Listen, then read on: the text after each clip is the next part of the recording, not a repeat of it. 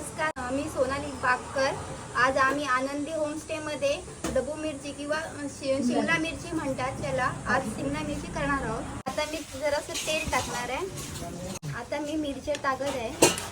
हा आमचा दाणा मीठ टाकूया, नंतर ते लगेच भाजतो व्यवस्थित। आता आम्ही जरा टमाटर टाकू, एकदम फ्रेश टोमॅटो करूया। टमाटर हा आमचा घरगुती मालवणी मसाला टाकूया। आता आम्ही टाकणार आहोत शिमला मिरची। आता जरा परतून घेऊया शिमला मिरची। आता जरा झाकण ठेवूया, जरा शिजू देते। आता आपण काढूया। हो झालेली आहे, फक्त जरा खोबरं शिवरूया। अच्छा, अरे वा, खोबरं खोबरं आहे, भाजी रेडी आहे।